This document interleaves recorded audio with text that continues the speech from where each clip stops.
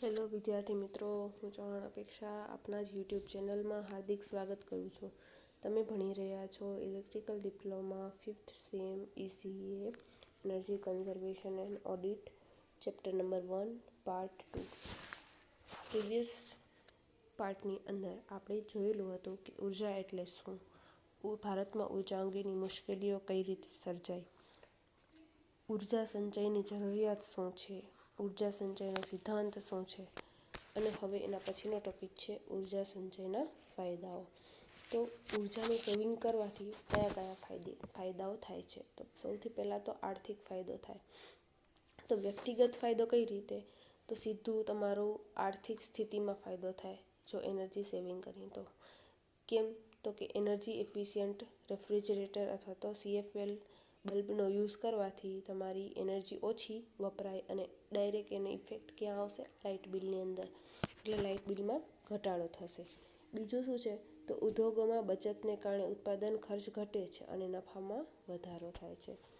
બીજો ફાયદો શું થાય છે, તો પર્યાવરણમાં સુધારો થાય. શું કામ, એનર્જી ઓછી ખર્ચાય, પરિણામે ધુમાડો, કાર્બન ડાયોક્સાઇડ વગેરેનું એમિશન ઘટે છે. ઓટોમેટિકલી વાતાવરણમાં જે આવા ખતરનાક ધુમાડાઓ છે એનું પ્રમાણ ઘટે છે, જેથી પ્રદૂષણમાં ઘટાડો થાય છે. આથી પર્યાવરણમાં સુધારો થાય છે. થર્ડ વન શું છે, નેશનલ એનર્જી સિક્યોરિટીમાં વધારો. જો આપણે ઉર્જામાં બચત કરીશું તો રાષ્ટ્રીય સ્તરે એનર્જી સિક્યોરિટીમાં વધારો કરી શકશું. ચોથું છે, પરદેશથી આયાત કરવામાં આવતા ફ્યુઅલમાં ઘટાડો થવાથી હુંડિયામણમાં બચત થાય છે. સ્વાભાવિક વાત છે કે જો તમે ઉર્જાનો ઓછો ખર્ચ કરશો, ઓછો વપરાશ કરશો, તો એ આપણા પાસેનો જથ્થો રહેશે. પરિણામે આપણે પરદેશથી આયાત કરવી નહીં પડે ફ્યુઅલ, જેથી કરીને આપણી હુંડિયામણમાં બચત થશે અને એ હુંડિયામણ જે છે એ આપણે બીજા અન્ય વિકાસના કામોમાં સરકારને મદદ કરી શકશું. તો આ 5 તમને ફાયદાઓ થઈ શકે છે ઉર્જાનું સેવિંગ કરવાથી. શું, તો કે આર્થિક ફાયદો, બીજો પર્યાવરણમાં સુધારો, ત્રીજો નેશનલ સિક્યુરિટીમાં વધારો, ચોથું પરદેશમાં આવતા હુંડિયામણમાં બચત થાય છે. પાંચમું શું છે, તો સરકારના વિકાસના કામોમાં હેલ્પફુલ થઈ શકે છે. તો આ મોસ્ટ IMP ક્વેશ્ચન છે જે GTUમાં ઘણી વખત પૂછાયેલું છે. ચલો, એના પછીનો ટોપિક છે વિવિધ ક્ષેત્રોમાં ઉર્જા સંચયની શક્યતાઓ. અલગ અલગ ક્ષેત્રે ઉર્જા સેવિંગની શક્યતાઓ કેટલી રહેલી છે એ અહીં આ ટોપિકમાં દર્શાવવામાં આવ્યું છે. તો સૌથી પહેલાં પરિવહન ક્ષેત્રે, સેકન્ડ છે કૃષિ ક્ષેત્રે, ત્રીજું પાવર જનરેશન, ટ્રાન્સમિશન અને ડિસ્ટ્રીબ્યુશન ક્ષેત્રે, ચોથું ઘરગથ્થુ ક્ષેત્રે અને પાંચમું ઔદ્યોગિક ક્ષેત્રે. તો સૌથી પહેલાં આપણે લઈએ પરિવહન. પરિવહન એટલે 2 વ્હીલર, 4 વ્હીલર કે પછી વોટર ટ્રાન્સપોર્ટેશન હોય કે પછી એર ટ્રાન્સપોર્ટેશન હોય ને રોડ ટ્રાન્સપોર્ટેશન, ત્રણેય ટ્રાન્સપોર્ટેશનનો સમાવેશ આ પરિવહન ક્ષેત્રે થઈ જાય છે. તો સરકારની અસરકારક માસ ટ્રાન્સપોર્ટેશન પોલિસીને લીધે એનર્જી વપરાશમાં ઘટાડો થાય છે. હવે અમુક વાહનનું આયુષ્ય જે હોય એ પતી ગયા પછી આપણે એનામાં ઘસારો લાગે છે, એના જે પાર્ટ હોય એ ઘસાઈ ગયા હોય તો પણ આપણે જો ચેન્જ ન કરીએ અને એ જ રીતે ચલાવી રાખીએ તો એ વધારે ફ્યુલ યુઝ થાય અને વધારે એનર્જીમાં વપરાશ થાય, જેથી કરીને આપણે એને બચત ન કરી શકીએ. પણ આપણે શું કરવાનું છે, એનર્જીમાં બચત કરવાની છે. એટલે જો વાહન ચાલકોને એનર્જી સંચય અને તેનાથી પર્યાવરણને થતા ફાયદા અંગે શિક્ષિત કરવા જોઈએ. લોકો જે છે એ લોકોને સેમિનાર યોજીને અથવા તો ઘેર ઘેરે એ લોકોને જાગૃત કરવા જોઈએ કે એનર્જી સેવિંગ કરશું તો આપણે આટલા ફાયદાઓ થઈ શકે છે. તો પરિવહન ક્ષેત્રે ઉર્જા સંચય માટે નીચે દર્શાવ્યા મુજબના ઉપાયો અમલમાં મૂકવા જોઈએ. તો કયા કયા ઉપાયો આપણે કરશું તો પરિવહન ક્ષેત્રે આપણે ઉર્જાનું સેવિંગ કરી શકશું. તો ફર્સ્ટ વન છે એન્જિનની સફાઈ અને લુબ્રિકેશન. એન્જિનની સમયાંતરે આપણે સફાઈ કરવી જોઈએ. 2 વ્હીલર, 4 વ્હીલર કે ગમે એ હોય, એ ટ્રાન્સપોર્ટેશનમાં કે વોટર ટ્રાન્સપોર્ટેશનના જે સાધનો, જે વાહનો હોય એનામાં આપણે સમયાંતરે એની એન્જિનની સફાઈ કરવી જોઈએ અને એનામાં ઓઇલ જે છે એ સાફ સફાઈ કરીને લુબ્રિકન્ટ કે ઓઇલ આપણે સમયાંતરે નિયમિત રેડવું જોઈએ, જેથી કરીને એના ફ્યુલના પાર્ટ જે એના એન્જિનના પાર્ટ્સ જે છે એ ઇઝીલી મૂવ કરી શકે અને પરિણામે એ ફ્યુલ જે છે એમાં ઓછો વપરાશ થાય અને ધ્વનિ પ્રદૂષણ પણ ઘટે છે. ચલો એના પછી છે પરિવહન ક્ષેત્રમાં સેકન્ડ એર ફિલ્ટરની સફાઈ. એર ફિલ્ટરની સફાઈ એટલે શું? તો કે ઇનલેટ એર ફિલ્ટરની સમયાંતરે સફાઈ કરવી જોઈએ. જે આપણું એર ફિલ્ટર હોય એની સમયાંતરે સફાઈ કરવી જોઈએ, જેથી કરીને કચરો હોય તો ફ્યુલનો વપરાશ ઘટે છે. ત્રીજું છે ટાયરમાં હવાનું યોગ્ય દબાણ. જો તમારી 2 વ્હીલર 4 વ્હીલરની અંદર ટાયરમાં હવાનું દબાણ યોગ્ય ન હોય, ઓછું હોય, ઓછી હવા ભરી હોય તો એ વધારે ફ્યુલ યુઝ કરે. જે આપણે તો ઉર્જાનું સેવિંગ કરવું છે, તો આના માટે કરીને આપણે ટાયરમાં હવાનું યોગ્ય દબાણ રાખવું જોઈએ. જો તમારું હવાનું દબાણ જે છે એ 25% જેટલું ઓછું હોય તો 5% જેટલો ફ્યુલનું વપરાશ થાય છે. ચોથું છે યોગ્ય ગિયરનો ઉપયોગ. હવે લોડ અને સ્પીડને અનુરૂપ ગિયર ચેન્જ કરવા જોઈએ, બરાબર, જેથી કરીને 10% જેટલી બચત થાય છે ફ્યુલની અંદર. એન્જિનને બિનજરૂરી ચલાવવું નહીં. ટ્રાફિક પોઈન્ટ પર વાહન ઊભું રાખવું હોય તો જો સપોઝ 2 મિનિટનો ટ્રાફિક બંધ હોય તો આપણે એ 2 મિનિટ માટે એન્જિનને બંધ કરી દેવું જોઈએ, જેથી કરીને ફ્યુલનો વપરાશ ઘટે, જેથી આપણે ફ્યુલની સેવિંગ કરી શકીએ છીએ. છઠ્ઠું છે ક્લચનો બિનજરૂરી ઉપયોગ ટાળો. ક્લચનો જરૂર મુજબનો યોગ્ય ઉપયોગ કરવો. ક્લચનો બિનજરૂરી ઉપયોગ ટાળી ફ્યુલની બચત કરી શકાય છે. આ રીતે પરિવહન ક્ષેત્રે હજી 7મું છે મુદ્દો બ્રેકનો ખોટો ઉપયોગ ટાળવો. ઘણા વાહન ચાલકો બ્રેકનો બિનજરૂરી ઉપયોગ કરતા હોય છે. વળાંક લેતા પહેલાં જો વાહનની ગતિનો ખ્યાલ રાખ્યો હોય તો બ્રેકની જરૂરિયાત જ ન પડે. આપણે ખ્યાલ છે કે આગળ સ્પીડ બ્રેકર છે તો આપણે એન્જિનને ધીમું પાડી દેવું જોઈએ, જેથી કરીને આપણે બ્રેકની જરૂરિયાત જ ના પડે. તો એ રીતે આપણે ફ્યુલનો બચાવ કરી શકીએ છીએ. પછી વાહનની ગતિમાં બિનજરૂરી ફેરફાર અટકાવીને પણ ફ્યુલનો વપરાશ બચાવ કરી શકીએ છીએ. 9મું છે ફ્યુલનો લીકેજ. અગર ટાંકી કે નળીમાં જો લીકેજ માલુમ પડે તો એને તરત જ અટકાવવો જોઈએ, ફ્યુલ અંદર જતાં અટકાવવું જોઈએ, જેથી કરીને આપણે ફ્યુલનો વ્યય ટાળી શકીએ છીએ. આવી રીતે 9 મુદ્દા છે જે પરિવહન ક્ષેત્રે ધ્યાનમાં રાખવા જોઈએ, જેથી કરીને આપણે ફ્યુલનું સેવિંગ કરી શકીએ, એનર્જીનો સેવિંગ કરી શકીએ, એનર્જીનો સંચય કરી શકીએ, બરાબર. એના પછીનું ટોપિક છે કૃષિ ક્ષેત્રે એગ્રીકલ્ચર સેક્ટર બાબતે કયા મુદ્દા ધ્યાનમાં રાખવા જોઈએ? તો કૃષિ ક્ષેત્રે મોસ્ટ ઓફ પંપ અને મોટરો ચાલતી હોય તો પંપનું મોટરનું રેટિંગ યોગ્ય મુજબનું રાખવું જોઈએ. હવે આપણા પાસે જો મોટરનું રેટિંગ વધારે રાખવામાં આવે તો મોટર ફૂલ લોડ પર ચાલવાને બદલે પાર્શિયલ લોડ પર ચાલે. આથી મોટરની કાર્યદક્ષતા ઘટે છે અને ફ્યુલનો વપરાશ વધે છે, જે નુકસાનકર્તા છે. પંપ માટેની પાઇપલાઇનમાં વળાંકોની સંખ્યા ઓછી રાખવી જોઈએ. જો પાઇપલાઇનની વળાંકની સંખ્યા ઓછી હશે તો ઇઝીલી મૂવ થઈ શકશે.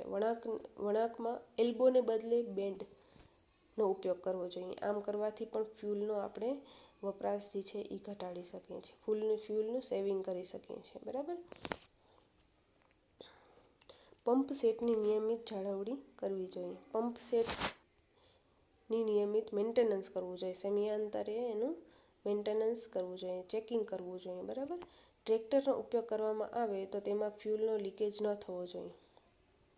ટ્રેક્ટરનો ઉપયોગ કરે તેમાં ચેક કરી લેવાનું કે ફ્યુલ બરાબર છે, ટ્રેક્ટરના પૈડામાં હવા બરાબર છે, એના જે સ્પેર પાર્ટ જે છે એ બરાબર ચાલી રહ્યા છે, ક્યાંય ઘસાઈ તો નથી રહ્યા, એ બધું ચેકિંગ કરીને પછી જ આપણે ટ્રેક્ટરને ચલાવીએ તો આપણે એનર્જીમાં સેવિંગ કરી શકીએ, ફ્યુલ એનર્જીમાં સેવિંગ કરી શકીએ છીએ. આ રીતે 4 મુદ્દા જે છે એ કૃષિ ક્ષેત્રે ધ્યાનમાં રાખવા જેવા છે. ચલો એના પછી છે પાવર જનરેશન, ટ્રાન્સમિશન અને ડિસ્ટ્રીબ્યુશન ક્ષેત્રે શું ધ્યાનમાં રાખવું જોઈએ? તો આજકાલ નવી ટેકનોલોજીઓ શોધાઈ રહી છે, જેથી કરીને જનરેશન માટે તથા સબસ્ટેશનના ઇક્વિપમેન્ટના આધુનિક ટેકનોલોજીવાળા સાધનો બની ગયા છે. તો નવા આધુનિક ટેકનોલોજીવાળા સાધનોનો યુઝ કરીને આપણે એનર્જીમાં સેવિંગ કરી શકીએ છીએ. જનરેટર સ્ટેશનમાં ફ્યુલ અને સ્ટીમ લીકેજ અટકાવવા. અગર કોઈ ફ્યુલ અને સ્ટીમ લીકેજ થતો હોય તો એ ત્વરિત અટકાવીને આપણે એનર્જીમાં સેવિંગ કરી શકીએ છીએ. ટ્રાન્સમિશન લાઇનના તથા ડિસ્ટ્રીબ્યુશન પાવર લોસ ઓછા કરવા. જો આપણે લોસીસ ઓછા કરશું તો ઓટોમેટિકલી આઉટપુટ આપણે વધારે મળશે. માટે કરીને એ રીતે આપણે ફ્યુલનું સેવિંગ કરી શકીએ છીએ, એનર્જીમાં સેવિંગ કરી શકીએ છીએ. ચોથું છે લાઇનના પાવર ફેક્ટરમાં સુધારો. પાવર ફેક્ટરમાં સુધારો કરી પાવર ફેક્ટર વધારે રાખીને આપણે ફ્યુલની બચત કરી શકીએ છીએ, એનર્જીમાં સેવિંગ કરી શકીએ છીએ. બરાબર. એના પછીનો ટોપિક છે ઘરગથ્થુ. ઘરગથ્થુ ક્ષેત્રે ખૂબ જ બહોળા પ્રમાણમાં ઇલેક્ટ્રિસિટીનો ઉપયોગ થાય છે. જે તમે જોઈ જ રહ્યા છો કે ઘરમાં આપણે ફેન, લાઇટ, એર કન્ડિશનર જે છે બધા ઇક્વિપમેન્ટ એ ઉનાળાના દિવસોમાં રોજબરોજ ચાલી જ રહ્યા હોય છે. તેમ ઘરમાં, ઓફિસમાં, બેંકમાં, શાળાઓમાં, કોલેજમાં, પબ્લિક એરિયામાં વગેરે જગ્યાએ આપણે એનર્જીમાં ઘણો જ વપરાશ કરી રહ્યા છીએ. તો આ બધી જ જગ્યાએ ખપ પૂરતી જ એનર્જીનો યુઝ કરીએ તો એનર્જીમાં બચત કરી શકાય છે. આ માટે આધુનિક ટેકનોલોજીમાં એક નવો એનર્જી સ્ટાર કન્સેપ્ટ આવે છે. એનર્જી સ્ટાર કન્સેપ્ટ એટલે શું? તો તમે એર કન્ડિશનર કે પછી ફ્રીજ કે ગમે એ લેવા જાઓ ત્યારે આપણે આ ટાઈપનો લોગો આવશે, જે energy star concept, 5 star concept પણ કહેવામાં આવે છે. આનામાં એક સ્લોગન છે, મોર સ્ટાર્સ મોર સેવિંગ. તમે જોઈ રહ્યા છો મોર સ્ટાર મોર સેવિંગ. બરાબર. જેટલા વધારે સ્ટાર એટલા વધારે એનર્જીનું સેવિંગ કરે, એટલી વધારે એનર્જી સેવ કરે, તમારી ઓછી એનર્જી યુઝ કરી અને તમારા આઉટપુટ મેક્સિમમ મળે છે. તો આ મોર સ્ટાર મોર સેવિંગ, બરાબર, એ સ્લોગન છે. ને જેમાં અહીં તમે જોઈ રહ્યા છો કે 4 સ્ટાર 4 સ્ટાર સુધીનું છે. એવી રીતે 5 સ્ટાર સુધીનું પણ હોઈ શકે છે. બરાબર. એટલે મોર સ્ટાર મોર સેવિંગ, એ વધારે સ્ટાર જોઈને આપણે ઇક્વિપમેન્ટની ખરીદી કરવી જોઈએ, જેથી કરીને પાવર સેવિંગ કરી શકાય છે. આ લોગો ઉપર તમને અલગ અલગ ટાઈપની માહિતી જોવા મળશે. જેમ કે ફર્સ્ટ ઓફ ઓલ ઉપર સ્ટાર લખેલા હશે, નીચે આપણું સ્લોગન લખેલું હશે કે મોર સ્ટાર મોર સેવિંગ. એના પછી ઇલેક્ટ્રિસિટી કન્ઝપ્શન, તમારું ઇલેક્ટ્રિસિટીનું કન્ઝપ્શન કેટલું થાય છે પર યર, એ લખેલું હશે. પછી એપ્લિયન્સ, તમારું એપ્લિયન્સ શું છે? તો રેફ્રિજરેટર તમે ખરીદવા ગયા હો તો ત્યાં એનો લોગો અહીંયા આપી દીધો છે. બરાબર. તો એપ્લિયન્સ શું છે? તમે તો રેફ્રિજરેટર. બરાબર. એની બ્રાન્ડ શું છે, એનું મોડેલ શું છે, એનો ટાઈપ કયો છે, એ બધી જ ડિટેલ તમને આ લોગોની અંદર જોવા મળશે. બરાબર. આ ટાઈપનો લોગો જોવા મળશે. ચલો, એના પછી છે ઔદ્યોગિક ઇન્ડસ્ટ્રીયલ સેક્ટરમાં શું મુદ્દા ધ્યાનમાં રાખશો તો એનર્જી સેવિંગ થશે, એ આપણે અહીં મુદ્દા આપી લીધા છે. હવે આમાં જીટીયુની અંદર ઘણી જ વખત પૂછાયેલું છે ઔદ્યોગિક ઇન્ડસ્ટ્રીયલ ક્ષેત્રે. તો સૌથી પહેલાં તો શું ધ્યાનમાં રાખવાનું? તો ઇન્ડસ્ટ્રીયલ ક્ષેત્રે કોજનરેશનનો ઉપયોગ કરવો જોઈએ. કોજનરેશન એટલે શું? તો એક પ્લાન્ટ ચાલુ હોય એનું આઉટપુટ તમે બીજા પ્લાન્ટના ઇનપુટ તરીકે યુઝ કરી શકો. આને શું કહેવાશે? કોજનરેશન કહેવામાં આવે છે. સેકન્ડ વન છે વધારે એફિશિયન્ટવાળી મોટર, ઇલેક્ટ્રિક એફિશિયન્સીવાળી મોટરનો યુઝ કરવો જોઈએ. વધારે એફિશિયન્સીવાળી મોટરનો યુઝ કરવાથી આપણે ઇલેક્ટ્રિસિટીમાં બચાવ કરી શકશું. એટલે ઓછા એનર્જી વધારે આઉટપુટ મેળવી શકશું. ત્રીજું છે એનર્જી એફિશિયન્ટ સાધનોનો ઉપયોગ કરીને યોગ્ય જાળવણી કરવી જોઈએ. યોગ્ય જાળવણી કરી અને મેન્ટેનન્સ સમયાંતરે એનું ચેકિંગ કરવું જોઈએ. મોટરનું, જનરેટરનું કે તમારા બોઇલર છે એની જાળવણી કરવી જોઈએ કે એના સ્પેર પાર્ટ ખરાબ નથી થઈ ગયા કે શું, સમયાંતરે એ બધા પાર્ટની ચેકિંગ કરવું જોઈએ. બરાબર. પાવર ફેક્ટરમાં સુધારણા લાવવા જોઈએ. કાર્યદક્ષ લાઇટનિંગ સિસ્ટમ જે છે એ તમારી ઇન્ડસ્ટ્રીની અંદર સુધારેલી હોવી જોઈએ, કે વધારે ઇલ્યુમિનેશનવાળી હોવી જોઈએ. બરાબર. ઓઇલ, વોટર, સ્ટીમ વગેરેમાં લીકેજ ટાળવો જોઈએ. લીકેજ થતો હોય તો એ લીકેજને બરાબર સાંધીને અથવા તો બરાબર કરીને પછી જ એ ઇક્વિપમેન્ટનો યુઝ કરવો જોઈએ, જેથી કરીને તમારી એનર્જીમાં સેવિંગ થાય. વેસ્ટ હીટ રિકવરી સિસ્ટમનો ઉપયોગ કરવો જોઈએ. તમારી ઇન્ડસ્ટ્રીની અંદર જે વેસ્ટ હીટ હોય એનો રીયુઝ થઈ શકે એવી સિસ્ટમનો યુઝ કરવો જોઈએ. એનર્જી બચત માટે કર્મચારીઓ જે છે તમારી ઇન્ડસ્ટ્રીની અંદર કર્મચારીઓ જે છે, એન્જિનિયરો છે, એ એક્સપર્ટ હોવા જોઈએ, નવી નવી ટેકનોલોજીને જાણતા હોવા જોઈએ, એવા એન્જિનિયરોને આપણે રાખવા જોઈએ, બરાબર. તો 8 મુદ્દા જે છે એ તમારે ઔદ્યોગિક ક્ષેત્રે ધ્યાનમાં રાખવા જેવા છે, જેથી કરીને આપણે એનર્જીનું સેવિંગ કરી શકીએ. ચલો, એના પછીનો ટોપિક છે એનર્જી કન્ઝર્વેશન એક્ટ, ECA, બરાબર.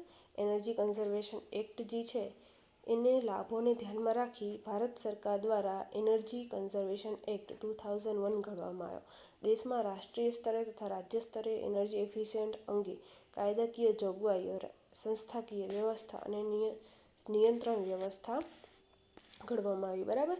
તો આ એનર્જી કન્ઝર્વેશન એક્ટની મુખ્ય કઈ જોગવાઈઓ છે, તો એ મુખ્ય જોગવાઈઓમાં આ 3, 6 અને 7 7 જોગવાઈઓ અમલમાં આવી છે. કઈ તો ચેપ્ટર 1માં શું કહેવા માંગે છે, તો અલગ અલગ ડેફિનેશન આપી છે, બરાબર. મુખ્ય જોગવાઈને અલગ અલગ ડેફિનેશન આપવામાં આવી છે. ચેપ્ટર 4માં શું છે, તો સેક્શન 13માં BEEના પાવર હેતુઓ માટે હેતુ આપવામાં આવ્યા છે. ચેપ્ટર 5માં તો સેક્શન 14 એનર્જીના કાર્યદક્ષ ઉપયોગ અને બચતના અમલ માટેના કેન્દ્ર સરકારના પાવર અંગે એના વિશેનું વર્ણન કરવામાં આવ્યું છે. ચેપ્ટર 6ની અંદર શું છે, તો સેક્શન 15 એનર્જીના કાર્યદક્ષ ઉપયોગ અને બચતના અમલ અંગે રાજ્ય સરકારના પાવર અંગેના નિયમો ઘડવામાં આવ્યા છે. ચેપ્ટર 5ની અંદર કેન્દ્ર સરકાર, ચેપ્ટર 6ની અંદર રાજ્ય સરકાર. ચેપ્ટર 8ની અંદર શું છે, તો કાયદાનો ભંગ થાય તો એના માટેની દંડની સજા શું છે એ ડિસ્પ્લે કરવામાં આવી છે, બરાબર. ડિટેલમાં બધું સમજાવવામાં આવ્યું છે. ચેપ્ટર 9ની અંદર શું છે, તો કાયદા અંગે અપીલ કરવી અને તેનું ટ્રિબ્યુનલ વિશે સમજાવવામાં આવ્યું છે. ચેપ્ટર 10ની અંદર શું છે, સેક્શન 61 આ કાયદો કઈ સંસ્થાના બંધન કરતા નથી તે અંગે જોગવાઈ કરવામાં આવી છે. તો આ રાજ્ય સરકાર અને રાષ્ટ્રીય સ્તરે એનર્જી કન્ઝર્વેશન એક્ટની અંદર મુખ્ય જોગવાઈઓ પૂછાઈ શકે છે, બરાબર. ચલો, ચેપ્ટર 1ની અંદર પાર્ટ 2માં આટલું રાખીએ છીએ. ચાલો આગળ કન્ટિન્યુ નેક્સ્ટ પાર્ટ 3ની અંદર કરશું. કોઈ પણ ડાઉટ હોય તો ઇઝીલી પૂછી શકો છો તમે મને ફોન કરીને અથવા તો મેસેજ કરીને. ધન્યવાદ.